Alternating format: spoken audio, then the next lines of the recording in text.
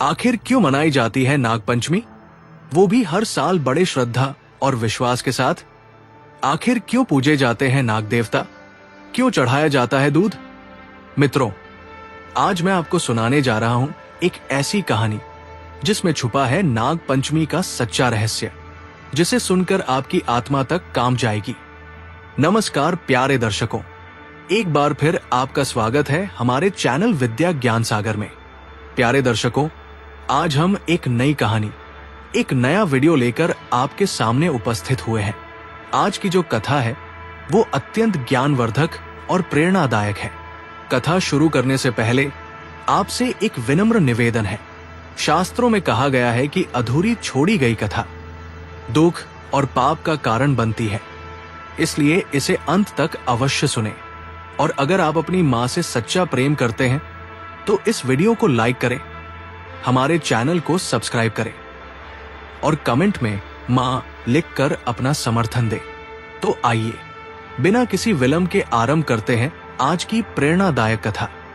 बहुत पुराने समय की बात है, जब इस धरती पर सत्य और धर्म का राज था। महाभारत का महान युद्ध समाप्त हो चुका था। कुरुक्षेत्र की वह रक्तरंजित भूमि अब शांत पड़ी थी, परंतु उसकी छाया अभी भी मानवता के हृदय पर थी। उस काल में राज करते थे महान राजा परीक्षित, अर्जुन के पौत्र, अभिमन्यु के पुत्र। राजा परीक्षित वे एक आदर्श राजा थे, न्यायप्रिय, प्रजावत्सल और धर्म के रक्षक। उनके शासनकाल में न कोई भूखा था, न कोई दुखी, परंतु काल की गति कभी नहीं रुकती।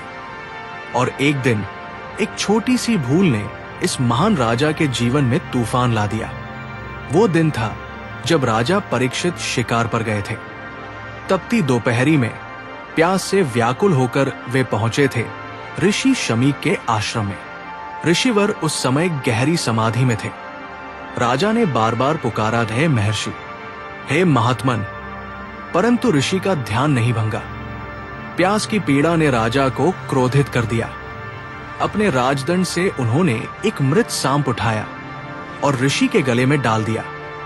ये क्षणिक क्रोध, ये एक पल की मूर्खता राजा परीक्षित के जीवन का सबसे बड़ा पाप बन गई। जब ऋषि शमी की समाधि भंगी और उन्होंने अपने गले में मृत सर्प को देखा तो वे दुखी हो गए, परंतु उनसे भी ज्यादा क्रोधित हुआ उनका पुत्र श्रृंगी। युवा ऋषि का क्रोध ज्वालामुखी की तरह फूटा और उसने श्राप दिया, जिस दुष्ट राजा ने मेरे निरपराध पिता का अपमान किया है, वो आज से